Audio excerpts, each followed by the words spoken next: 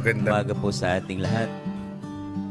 Tayo po ay nasa presensya ng ating Panginoong Diyos at niling po natin ang bawat isa na tayo po ay magbulay-bulay sa presensya ng ating Panginoon bilang paghahanda sa ating pagsamba. Dakila si Yahweh, dapat napapurihan sa lungsod ng Diyos, bundok niyang banal. Ang bundok ng Sion, tahanan ng Diyos, ay dakong mataas na nakalulugod. Sa piling ng Diyos, ligtas ang sinuman. Sa banal na lungsod ay aming namasid ang kanyang ginawa na aming narinig. Ang Diyos na si Yahweh. Makapangyarihan siyang mag-iingat. Ingatan niya magpakailanman. Sa loob ng iyong templo, aming Diyos, nagunita namin pag-ibig mong lubos. Ika'y pinupuri ng lahat saan man, sa buong daigdig ang dakila'y ikaw. Akong mamahala ay makatarungan, dapat na magalak, magdiwang na lahat. Ang hatol ni Yahweh ay tumpak, sa susunod na lahi isaysay. Ang Diyos ay Diyos natin kailanman, at sa buong panahon, Siya ang patnubay. Tayo po'y tumayong lahat at tayo po'y manalangin. Panginoon, maraming salamat sa umagang ito. Salamat sapagat kayo ay Diyos na dakila, kayo ay dapat na papurihan. Salamat sapagkat sa piling mo, O Diyos, ay may kaligtasan.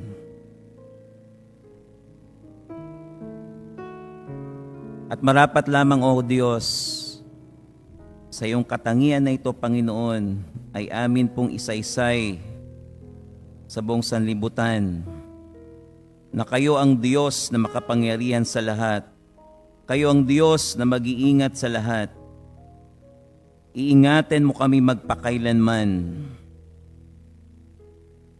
Ang iyong pag-ibig ay lubos-lubos.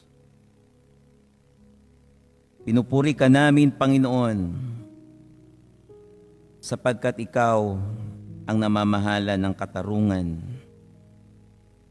Marapat na kami, O Diyos, ay magdiwang at magalak, sapagkat kayo, O Diyos, ang si Yahweh, ang iyong hatol ay tumpak, at sa mga susunod na lahi, O Diyos, ang iyong mga katangian ay aming isasaysay. Kayo ang Diyos namin magpakailan pa man. Ikaw ang aming patnubay. Maraming salamat sa iyong katangian na ito, Panginoon. Dalangin namin sa aming pagsamba. Samahan niyo po kami. Luwalatin mong iyong sarili sa pangalan ng Panginoong Hesus. Amen. For our statement of faith, we will read through the Nicene. We believe in one God, the Father Almighty, maker of heaven and earth, of all things visible and invisible. Through him all things were made. For us and for our salvation, he came down from heaven. He became incarnate by the Holy Spirit and the Virgin Mary and was made human. He was crucified for us under Pontius Pilate. He suffered and was buried. And we believe in the Holy Spirit, the Lord, the giver of life. He proceeds from the Father and the Son, and with the Father and the Son is worshipped and glorified. He spoke through the prophets. We believe in one holy Catholic and Apostolic Church. We affirm one baptism for the forgiveness of sins. We look forward to the resurrection of the dead and to life in the world to come. Amen. Tayo po'y manalangin. Maraming salamat, Panginoon, sa pangako ng muling pagkabuhay. Ito pong dahilan kung bakit kami po ay nagagalak at nagdiriwang, O Diyos, sa umagang ito sapagkat kayo ay hindi na natiling patay. Kundi kayo po ay nabuhay na magmuli mula sa mga patay upang bigyan ng pag-asa ang mga sumasampalataya sa iyo. Maraming salamat, O Diyos, sa pangakong ito, Panginoon, na binibigay mo sa amin. At sa magang ito, Diyos, dalangin namin na patuloy pong manariwa ang mga natapos mo, O Diyos, doon sa krus ng Kalbaryo para sa amin. Manariwa sa amin, O Diyos, ang iyong kabutihan, ang iyong pagpapatawad. Manariwa sa amin, Panginoon, ang iyong kahabagan, ang iyong pagtatyaga sa amin, ang iyong malalim na pag-ibig. Manariwa sa amin, Panginoon, ang iyong pagliligtas na hindi kailanman magbabago sa kabila ng aming mga pagkukulang. Maraming salamat, O Diyos, sa panibagong pag-asa na patuloy na ibinibigay mo sa amin. Panibagong pagkakataon upang kami ay makalapit sa iyo. Pasalamatan po kayo. Dakilain kayo dahil sa iyong ginawa sa amin. Panginoon, nilalapit namin sa iyo, Panginoon, ang katotohanan ito. Nawa, hindi lamang sa araw na ito, kundi, Panginoon, sa bawat minuto ng aming buhay, maalala namin na meron kaming pag-asa sa aming Panginoong Jesus. Hindi lamang sa buhay na ito, kundi sa buhay pang darating. Pinupuri ka namin, O Diyos, pinasasalamatan. At ang dalangin namin, Panginoon, bilang isang katawan, mamuhay kami nang naayon sa iyong pangako na kami ay may pag-asa ng buhay na walang hanggan. Sa iyo po namin, Panginoon, tinataas ang lahat. Sa pangalan ng aming Panginoong Yesus. Amen. Amen. Pagbasa po sa salita ng mula sa 1 Corinthians 15. Mga kapatid, ngayon ipinapaalala ko sa inyo ang magandang balitang ipinangaral ko sa inyo. Yan ang magandang balitang inyong tinanggap at naging saligan ng inyong pananampalataya. Naliligtas kayo sa pamamagitan nito kung matatag ninyong pinanghahawakan ang salitang ipinangaral ko sa inyo. Maliban na lamang kung walang kabuluhan ng inyong pagsampalataya. Sapagkat ibinigay ko sa inyo bilang pinakamahalaga sa lahat ang tinanggap ko rin na si Kristo'y namatay dahil sa ating mga kasalanan. Tulad ng sinasabi sa kasulatan, inilibing siya at muling nabuhay sa ikatlong araw. Tulad din ng sinasabi sa kasulatan, at siya'y nagpakita kay Pedro at saka sa 12. Pagkatapos, nagpakita siya sa mahigit na 500 kapatid na nagkakatipon. Marami sa kanila'y buhay pa hanggang ngayon, subalit patay na ang ilan. At nagpakita rin siya kay Santiago at pagkatapos ay sa lahat ng mga apostol. At kung hindi muling binuhay si Kristo, kayo'y mananatili pa sa inyong mga kasalanan at walang katuturan ang inyong pananampalataya. Hindi lamang iyan, lilitaw pa na ang lahat ng mga namatay na sumasampalataya kay Kristo ay napahamak. Kung ang pag-asa natin kay Kristo ay para lamang sa buhay na ito, tayo na ang pinakakawawa sa lahat ng tao.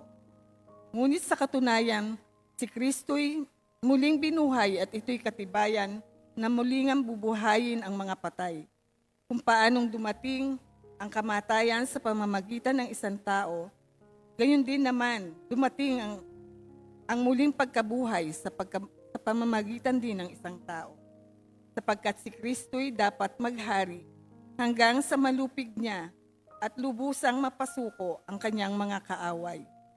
Ang kahuli-hulihang kaaway na kanyang lulupigin ay ang kamatayan. verse 29.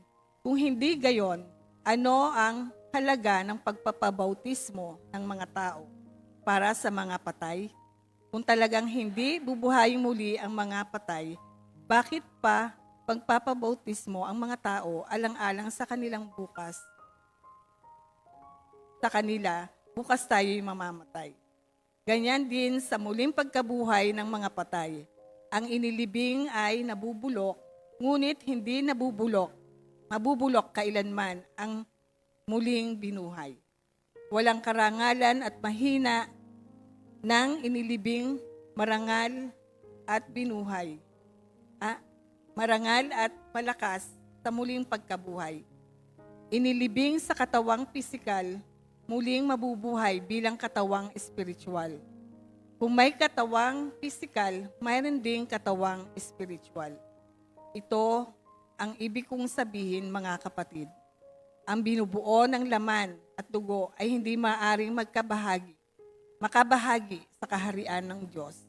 At ang katawang nasisira ay hindi maaaring magmana ng hindi nasisira. Isang hiwaga ang sinasabi ko sa inyo.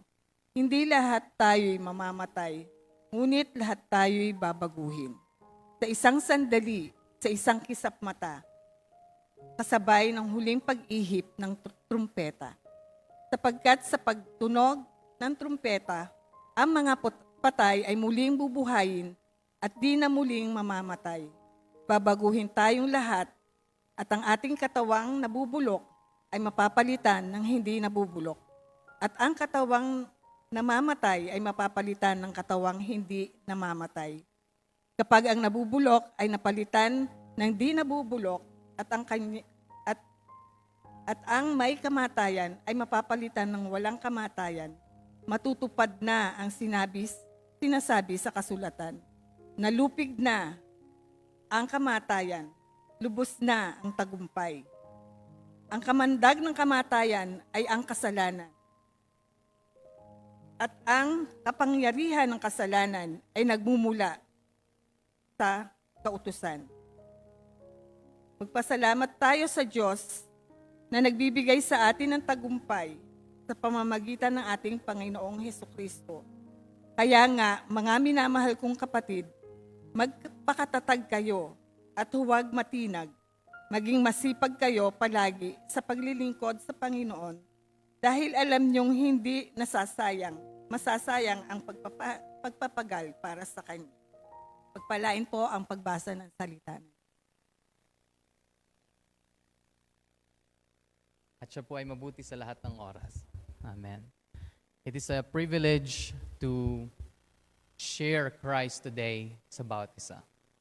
As we commemorate ang kanyang muling pagkabuhay, let us look on this passage sa chapter 15 ng Corinthians, which is very rich tungkol sa katuruan at pag-asa na meron tayo na tayo muling mabubuhay. Wow. Sarap pakinggan po na, no? Muli kang mabubuhay. Mamamatay ka, ngunit muli kang bubuhay ng Panginoon. Tayo po muna humingi ng gabay sa banal na Espiritu sa pag-aaral ng kanyang salita. Dakilang Diyos, kami lumalapit ng may pagpapakumbaba. Akin pong inaamin na kung wala ang inyong pagkilos, hindi namin maintindihan ang inyong salita. Ito'y mga espiritual na bagay, kaya ito'y maintindihan lamang sa pamamagitan ng pagsama ng inyong banal na Espiritu. Wala po akong ibang hiling, Ama, nawa, kundi ang anak mo ay maitaas sa umagang ito. Mula sa passage na ito, mangusap ka po sa amin. Maraming salamat po. Pangalan ni Jesus. Amen. Mari po ba kayong pumalakpak muna at ako'y kinakabahan?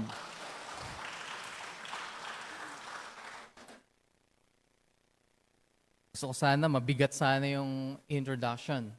Pero let's make it light since it's morning. Pero I don't want to miss the truth that the Christian church is under attack. Do you believe that? That the Christian church is under attack? Christianity, sinusugod ng kaaway at isang matinding pagsugod ito na nangyayari even today.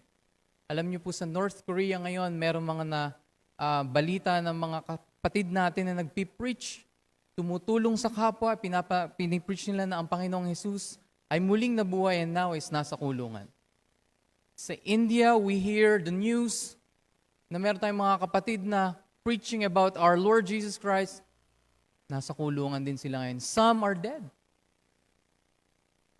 As we enjoy our liberation in the Philippines, meron tayong mga kapatid ngayon na tinutugis, sinasaktan, pinapatay, pinapahirapan for the sake of our Lord Jesus Christ dahil lamang sa pagpipreach nila that our Lord Jesus Christ is not dead, He is alive. Now, itong pag-atake sa church, it started, actually, theologically from Genesis. Pero apparently, it started at the cross. Ang ating Panginoong Hesus ay pinatay. After that, nagpatuloy ito sa time ng mga apostles. They were killed. Alam niyo po kung paano sila pinatay? Hindi a little injection na walang mararamdaman. They were sawed in half. Nilagari. Binalatan ng buhay. Yung iba hinagis sa kumukulong, mantika. They were beheaded, they were stabbed, they were choked, they were stoned to death, they were beaten to death. Bakit? Because the Christian church preaches that there is only one Lord, and this Lord is not dead, this Lord is alive. At ang pag-ataking ito ay nagpapatuloy hanggang ngayon, and believe it or not, magpapatuloy yan hanggang sa future. Sa mga Christians na mabubuhay pa, they will be attacked just by believing sa ating Panginoon. Grabe naman po yun. The Christian church is under attack. Now, I would like to move you dun sa type of attack na dinidescribe dito ni Apostle Paul. Alam nyo kasi, itong ating kaaway na ito, na si Devil. Gandahan na natin, yung iba kasi sabi, taning daw. Pinaganda pa yung pangalan ng taning. Demonyo. Diablo. Yan, yung si taning. Nung kanyang inatake ang Christian church, para yatang hindi effective yung kanyang atake, alam niyo po nangyari. The more daw na kanyang pinapatay ang mga Christians, the more silang dumadami. The more na pinapatay yung mga Christians, the more na pinapahirapan, the more silang nag-spread out. Aba, teka yata, hindi yata effective ang aking ginagawa. Let's change our tactic. Let's use the tactic of war, information war. Ito yung information war. He tried to infiltrate the church. And he tried to attack the very core of our belief. Alam niyo po sa war nung unang panahon, pwede mo namang talunin ang kalaban mo by force. Atakihin mo yan. Sige, raruhin mo. Pero sometimes, mas effective yung style ni Rizal. Tirahin mo yung kaimbuturan ng kanilang paniniwala, confuse them, they will be confused and scatter. Yun ang ginagawa ng mga war nung unang panahon. Smart generals, magagaling na king, that's what they did. They attacked their opponent, not by force, pero sa pamamagitan ng pagtira sa core ng kanilang belief. And that's exactly what's going on in the Church of Corinth. They were attacked to the very core of their faith. Our faith. What makes us Christian? Dahil ba maganda ang ating church building? Like, hey, magandang church building namin. Come to our church. That made us Christian. Dahil ba maganda ang music? Talagang lumalagablab yung ilaw, no? Nagki-indap-indap. Is that about that? That, hey, we're Christians, and you know what? We're known for good music. Is it about the best pastor, a pinakampoging pastor? Do you know that you have the pogi pastor? No, hindi to. Gwapo po yung pastor nyo. Pero hindi ko po siya crush. Pwede po mong mano yung tubig? Pwede pa yung tubig. Tansya na po kayo. Ito yung kahinaan ko po eh. Ako po yata, pinaglihi sa salamander.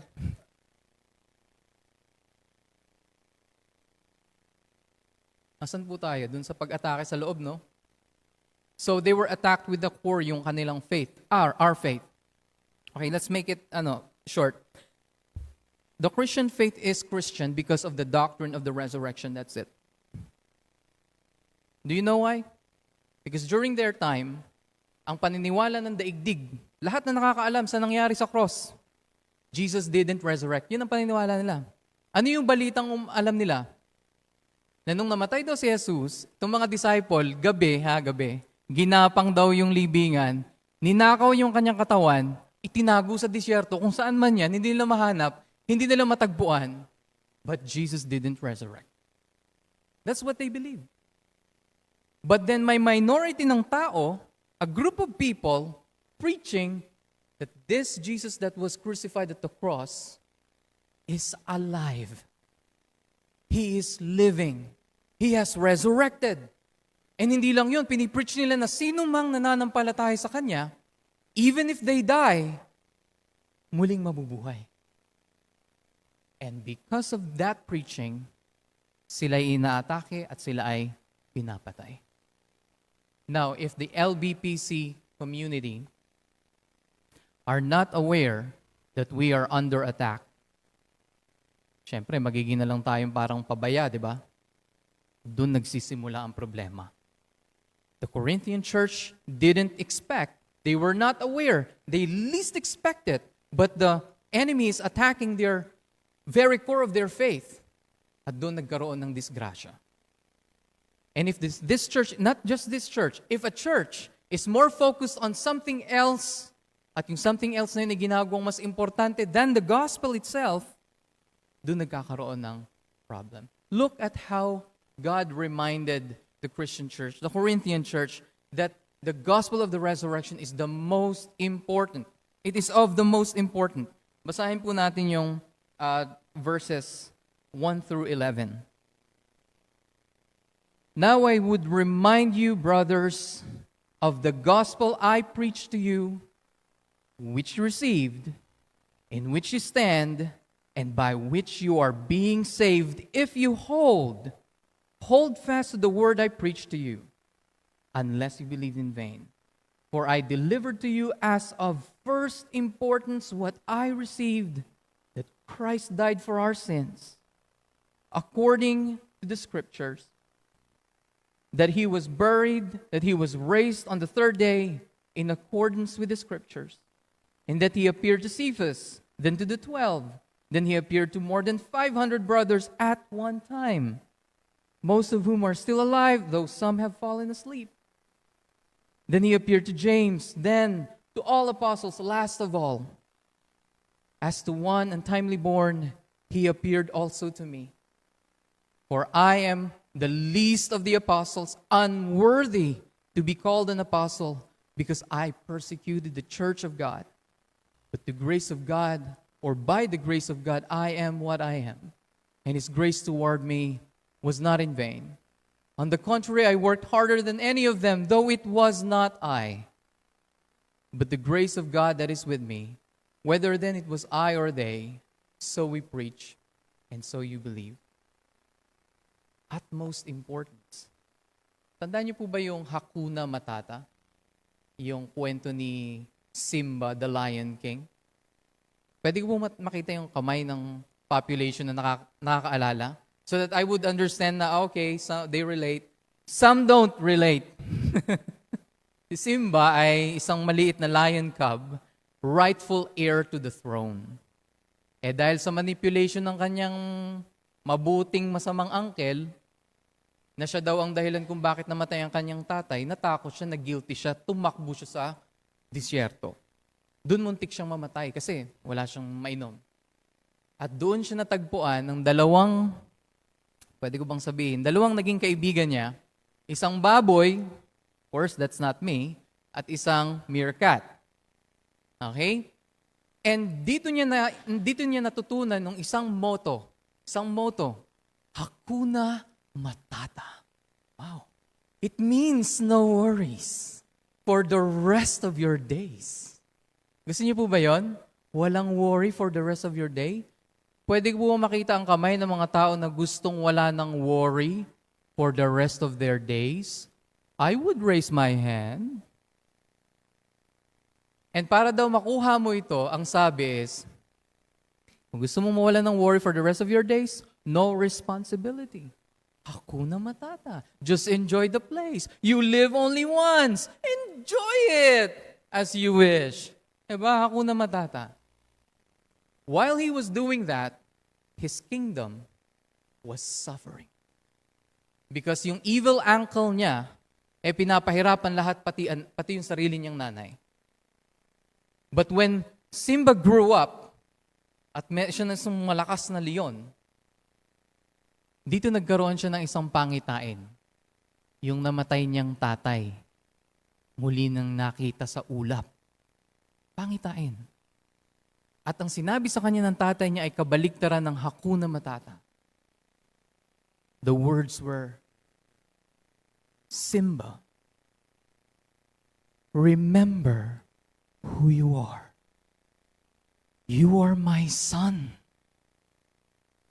Remember. Remember. And then nawala siya sa clouds and Simba was so, alam niyo yun, dramatic, pero dun siya na-fired up. After being fired up, sugod siya sa kanyang kingdom, reclaimed the kingdom, and he became king again.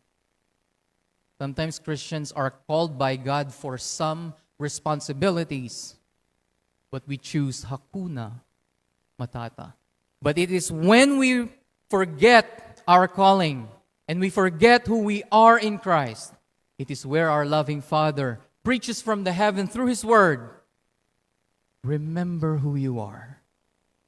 Who you are in my Son. Remember who you are. And that is why Paul began with the act of reminding Christians at the time. Kaya ngayon na nakalagay dito po sa verse 1, basahin natin. And I would remind you. Why do you need to be reminded? Di syempre, nalimutan mo. Taas nga po dito ang kamay.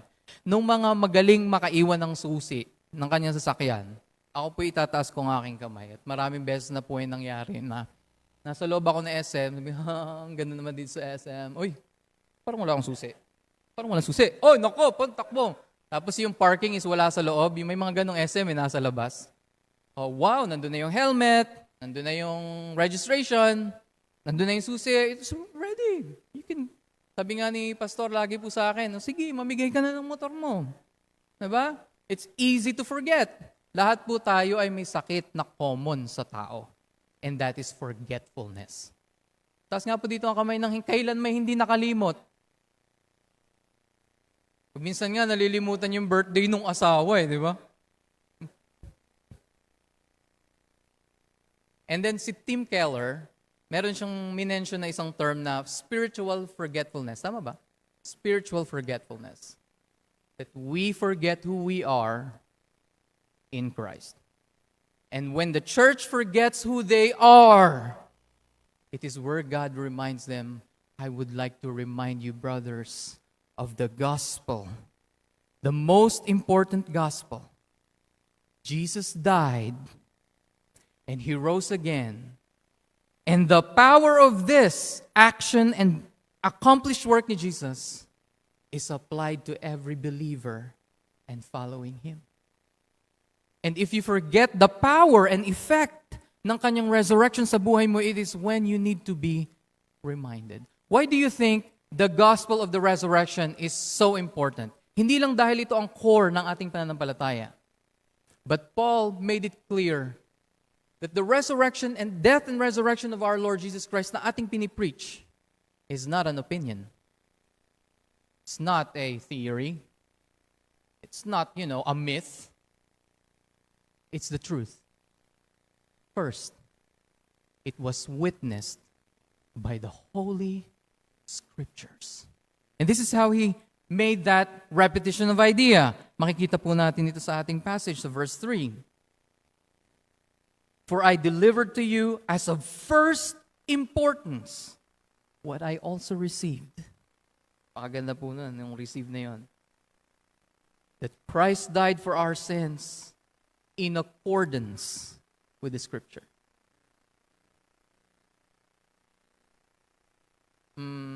Verse 4.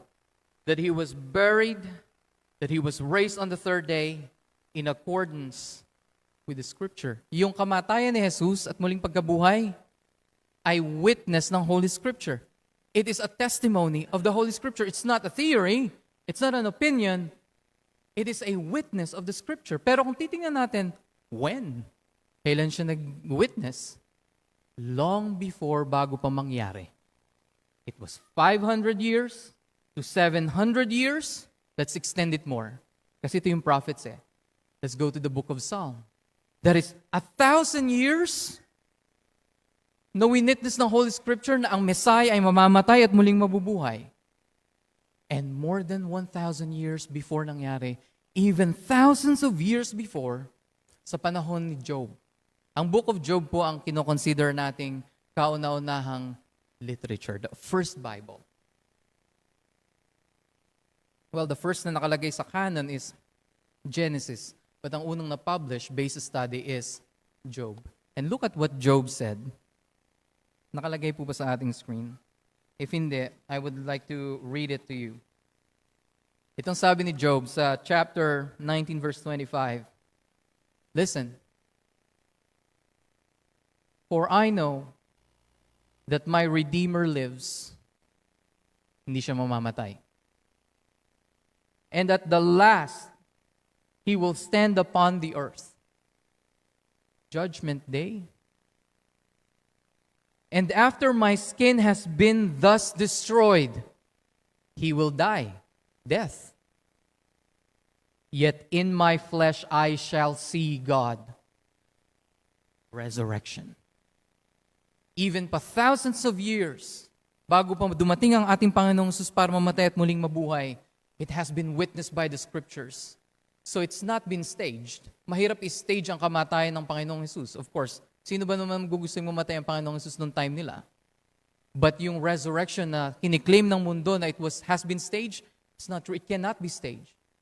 Because even thousands and thousands of years before mangyari ito, the Scripture already testified that our Lord Jesus Christ will die for our sins and He will be resurrected for our justification.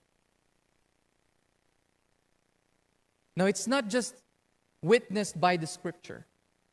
It has also witnessed by the first church. May mga witnesses. May mga nakakita. Hindi po ito haka-haka, dinrawing sa pader. It was real. People saw it. And titingnan natin dito sa passage, verses 5 through 7, it says,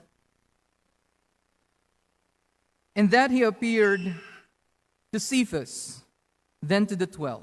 Sila yung prominent figures in church. Sila yung leaders. Then He appeared to more than 500 brothers at one time. Most of all are still alive, though some have fallen asleep. Then He appeared to James, then to the apostles. Ito yung mga dearest and closest sa Kanya. James is his brother, or was his brother, na hindi naman nanampalataya nung una. Pero nang ang Panginoong Jesus ay umakyat na sa langit, na-realize niya na yung kanyang kapatid pala is the Savior. And so alam mo, kung sino mang pwedeng mag-testify o mag-disvalidate, mag-invalidate sa katauhan mo, walang iba kundi ang iyong pamilya. And James and the 12 apostles, dearest to Christ, witnessed, according to here, they have witnessed that Jesus has resurrected. Ngayon, ang idea po niya na ito, mamamatay, kaya mo po bang mamatay for the sake of a lie? Halimbawa, I'm lying na I'm pogi. Let's just say, di ba? Since di kayo nagre-react, totoo yun. Let's say, pogi ako. Right? And then, biglang sinabihan na ako nung papatay sa akin. Sabihin mo ang totoo, papatayin kita. Nagbibiro lang po. Hindi po talaga ako pogi. That's a very crafty, parang napakababaw na explanation. But let's make it more serious. Renounce Christ, or I will kill you. He loves me. Your Christ is dead. Renounce it. I will kill you. My Savior lives.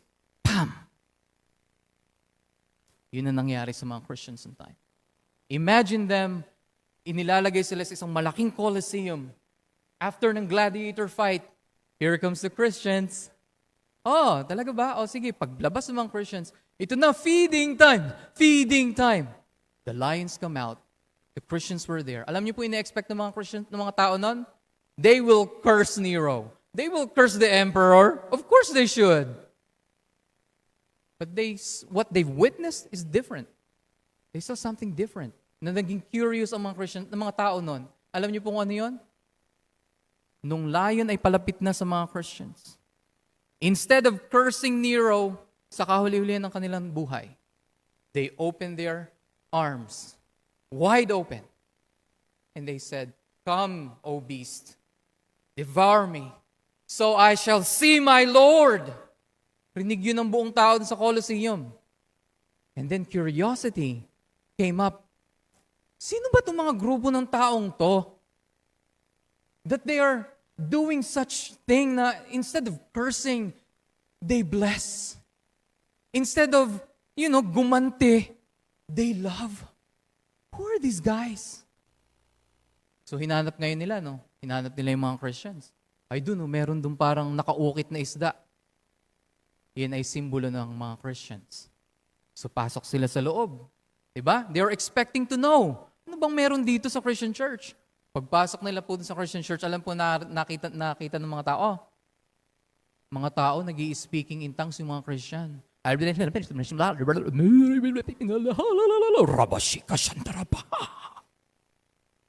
so, hindi nila maintindihan kung anong meron sa loob. They were like aliens. Like, are these guys talking about?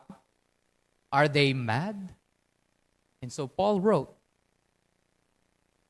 aim for prophecy, kasi yun ang naiintindihan ng tao. But because people have lost their sense of purpose sa present, because they have forgotten the implication of the resurrection sa buhay nila, this had happened sa Corinthian church. And actually, it could happen sa loob ng kahit na anong church. If you forget your purpose in Christ, if we forget who we are in Christ, then the next question is, who are you? Then you will assume a different identity na hindi yung identity binigay sa iyo ng Panginoon. It could be someone, gusto kong maging identity is someone powerful and, ako yung may alam ng lahat. Ako yung matalino. Nanginginig-ginig pa siyang gano'n. Or, I am the rich and powerful. Alam mo, kaya nung minsan galing ako Batangas, tapos ay lumipad ako ng Paris. Ikaw na sige. Or the identity of being the one who achieved things. Alam mo, ang dami kong mga medal at saka display sa bahay. Alam mo po sabi ni Paul? All of these. Rubbish. Garbage. Nothing compare to the richness that I have received from the Lord. That's why dito rin sa passage na ito, hindi lang niya pinakita na ang resurrection is a witness by the Scripture. It's not only witnessed by the first Christians. Paul himself, personally, was a witness of the resurrection of Jesus Christ. And I'm telling you now, it was too personal kay Paul na hindi mo kayang buwagin ang kanyang pananampalataya sa resurrection ng ating Panginoong Jesus at sa kapangyarihan nun sa kanyang buhay because he himself has experienced the power of the resurrection. Let us see how Paul witnessed for the resurrection of Christ. Atin pong basahin yung verse 8 through 11.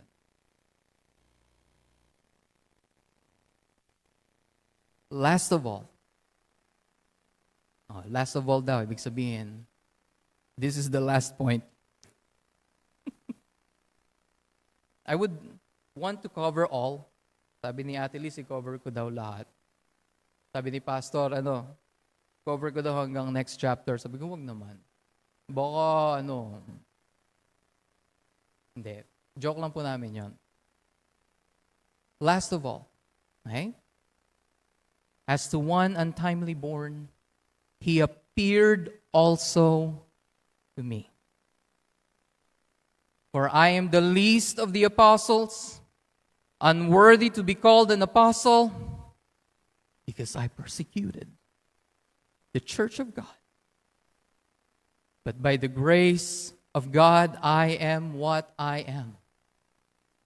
And His grace toward me was not in vain. On the contrary, I worked harder than any of them, though it was not I, but the grace of God that is with me. Whether then I, or it was I or they, so we preach and so you believe. Last of all, as to one untimely born, He appeared to me. Me. Sino yung me? Si Paul, di ba?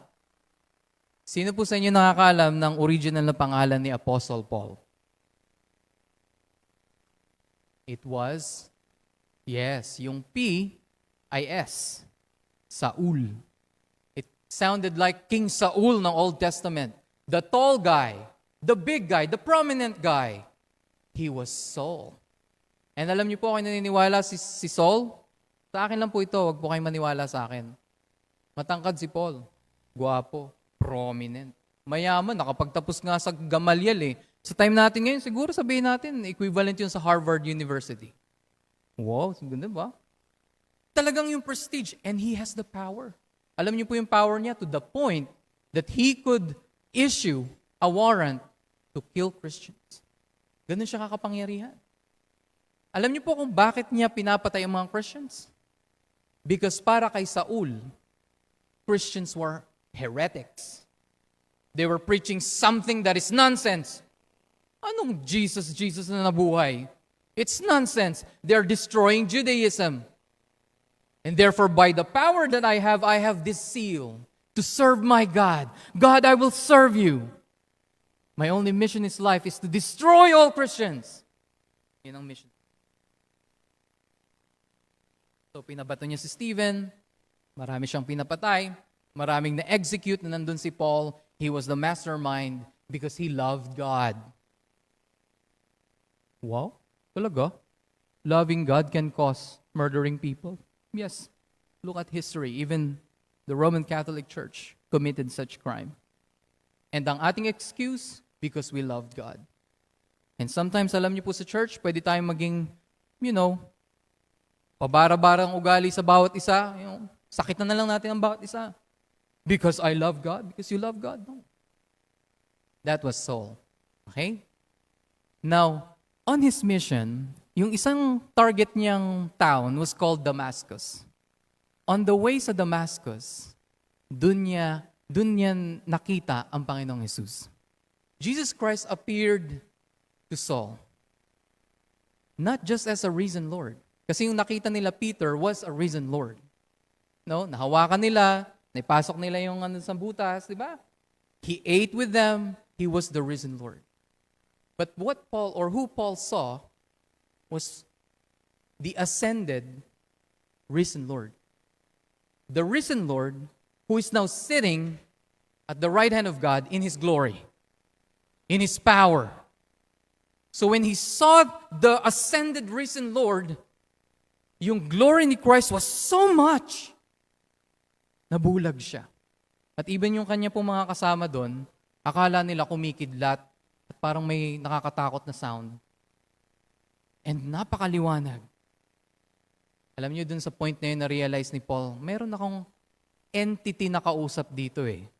This is someone bigger than I. And so he asked the question, Lord, sino po kayo? And Christ answered, it is I, Jesus, whom you are persecuting. Nabulag si Paul. Do you think nagalit siya kay Kristo at sabi niya, alam mo, I feel like I'm a perfect person, I don't deserve this, and you know what, why did you do that to me? Hindi siya ganun. Why did you do that? No, but rather with humility, he experienced something. When he saw the glory of God, of Christ, this is what he said, I am unworthy. I am the least. He had the realization that the very God that he's serving is the God that he's persecuting. that the very Christ that he thought na hindi nabuhay, resurrected and indeed resurrected. At yung mga nananampalataya sa Kanya na muli siyang nabuhay, pinatay ko. And so he felt so bad na nakalagay sa book of Acts, he fasted. Alam niyo po yung fasting is hindi lang yan isang parang show off. But rather, ang tunay na fasting comes from a sorrowful heart that you feel so bad and so guilty, you don't have any hope at all. Wala ka ng hope. And Paul was not eating. 3 araw na. Wala siyang balak kumain. But by the grace of God, God told a prophet, sabi, puntahan mo yung tao dun.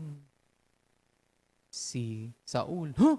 Lord naman, wag si Saul. Don't worry. I want you to minister to him. Pray for him. And I will restore his sight. Pumunta yung prophet, syempre, nakakatakot si Saul yan eh. Diba? But he believed in his God more. Diba? More than his fear. So pagpunta niya doon, he ministered to Paul, prayed for Paul.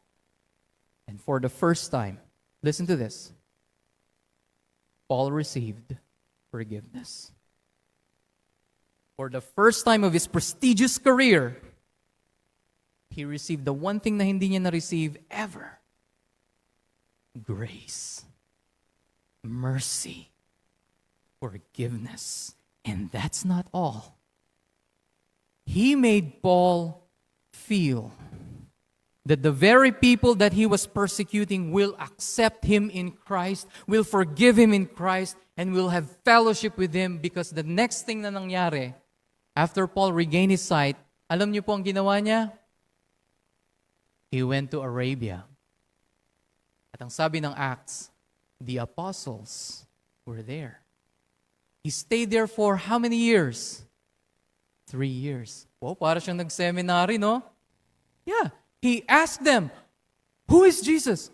How did he live? Alam nga naman tanong niya doon, paano ba magluto ng adobo? Di ba hindi po? Ang itatanong niya is something relevant doon sa nakita niya. He saw Christ. And so they taught them na si Jesus, he was a loving friend. Pag meron siyang bread, hahatiin niya yun. He will share what he had. Siya yung, sabi ni Pedro, siya yung yung dininay ko 3 times. Pero after that, ni-restore niya ako sa apostleship. And he loved me. Siya yung sinabi ng mga ibang disciples na, siya yung iniwan namin noon, nung nakataya na ang buhay namin, siya yung iniwan namin noon. Pero siya rin yung nagpakain sa amin sa shore. Tumanggap muli sa amin, nag-restore sa amin. And Paul learned it 3 years. Pero this is what we need to check. The very people that he murdered, okay, o ginawa ng masama, accepted him back. Naranasan niyo na pong mawalan ng mahal sa buhay? My dad died in 2019. Hanggang ngayon, ang panaginip ko pa rin is buhay siya. So I'm worried. Kasi sa mga tinuro sa akin ng mga professor ko, ano daw yon? Deep inside daw nung subconscious mind ko, hindi ko ba daw natatanggap ang kanyang kamatayan? Opinion na yun. Or maaaring ang hindi ko tanggap na siya'y patay, na-displace lang siya, or iba lang ng lugar, he still exists. Now I ask you, if someone murders your child, what would you feel? Especially if your child believes in Christ and was proclaiming that Jesus lived again and someone murdered your child. What if someone murdered your sister because pinipreach niya si Jesus Christ ay hindi na natiling patay, kundi siya'y muling nabuhay? What would you feel? That's the context. Paul was not just having a fellowship with people na strangers. Ito'y people na kanyang inoffend. Greatly offended. But what did he receive from the church? he received fellowship. He experienced love, forgiveness. And nawa ganun ang church. LBPC man yan, o anong church dito sa time natin ngayon, sana ganun ang church. Amen po ba? Because you have received the same forgiveness of the Apostle Paul. Kaya nga itong Saul na ito, who was a big man, a prestigious man, because of the grace and love of God, said, I'm gonna change my name. Let's turn it to Paul. Alam niyo po ibig sabihin ng Paul? Small man. Maliit na tao. I think katulad siya ni John the Baptist. I must decrease so that Christ must increase. If in this church, we aim for Christ to be exalted, ewan ko na lang po. Ang ating minds and ang ating hearts will be captivated by the beauty of Christ. Malilimutan natin ang kahinaan ng bawat isa. And what we will see is the finished work of Christ applied to each and every believer. Wala namang perfect na tao eh. Perfect po ba ako? Wala na akong buhok. Hindi na perfect. Physical pa lang yan, psychological. Ako yung tao na nakangiti, kumakain ng ice cream, nahipa ng hangin, natunaw yung ice cream. In many other ways. Sabi nga ng isang philosopher today, si Peterson, all of us have our own snakes. Parang ang nakikita lang natin is tip of the iceberg. The rest sa ilalim ay parang tumor, parang cancer. Maganda yung pinapakita natin sa taas, di ba? Yung tip of the iceberg. I'm a good person, I always go to church. But deep down inside there, something's wrong. Something's eating you. And Jesus wanted to go there through His church. He wants His church to uphold the Scriptures, to embrace it. Kaya nga ang sinasabi ng Bible is, eat. Eat my word. Let it become part of your system. And what is God's word? Forgiveness, grace, mercy. Eat it. Feast on it. Break the bread on it. Share it. Amen po ba? Oh, I do pray na ang bawat churches, by God's grace, would uphold the power of the resurrection. If Jesus has been raised from the dead, so are you.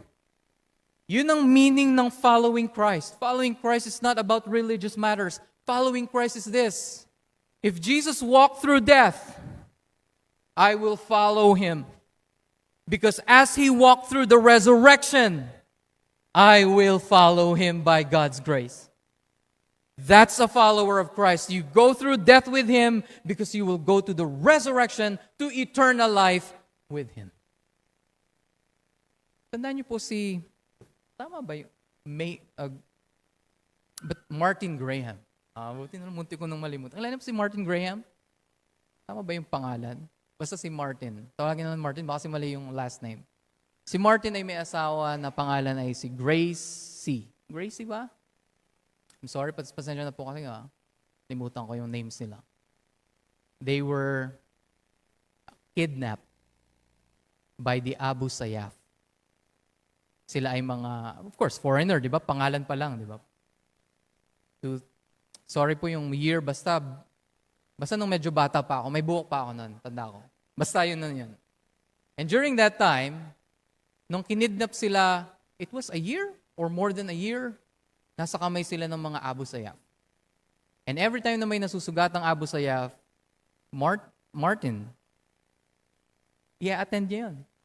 Sabi niya sa asawa niya, let's go, let's help them. Every time na may sakit, ganyan, tumutulong siya. And Gracie was like, why? Love naman, why? pinapahirapan nila tayo. Sometimes iniiwan tayo sa ulanan. Sometimes hindi tayo pinapakain. Why? You know what Martin said? If this is the path that Jesus wants us to go, let's follow all the way. Here's a question.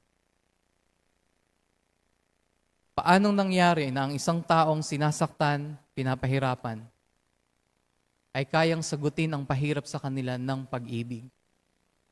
Unless that person understands that after death, there is the resurrection of the dead. Amen po ba?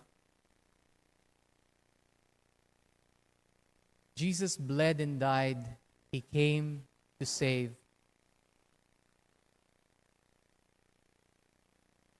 But on the third day, the empty grave says that He's alive. Because He lives, I can face tomorrow. Because He lives,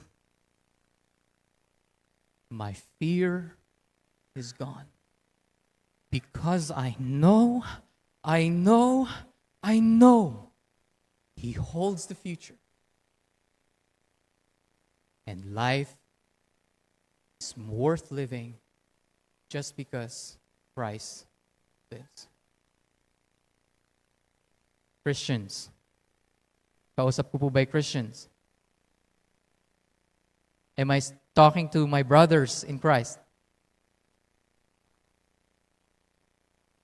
Because you are in Christ, and you will be resurrected for the very purpose of God in the future, your life today is not a waste.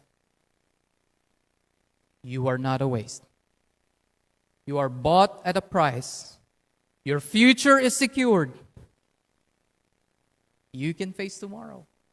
Not by yourself, but by the person who has risen from the dead, ascended into heaven, seated at the right hand of God, and from then He will come back to judge the living and the dead. I believe in the resurrection of the body. I believe in the forgiveness of sins and the life everlasting. Amen. Tapuin mo na lang. Our Father who art in heaven, we are thankful for what you have done. You have sent your Son to accomplish your purposes. Kami ngayon, Panginoon, ay saved people. We are experiencing different kinds of challenges sa world, sufferings, challenges. But let the light of your resurrection and the security of our future ay magliwanag sa aming kadiliman. Let your promise, Father, become the point of reference ng aming patutunguhan. That it gives us power and encouragement sa life na ito as we face the challenges of this life. I pray for my brothers in Christ and to myself na ang salitang ito ay maging buhay sa amin. Today we celebrate the Resurrection Sunday, but may we celebrate it every day, especially sa madilim na times ng aming buhay. That we celebrate na ang mga paghihirap sa mundong ito ay hindi permanente. But one day your Son will come back and accomplish His promises, the gift of eternal life. Maraming salamat po sa pangalan ni Jesus. Amen. Salamat po.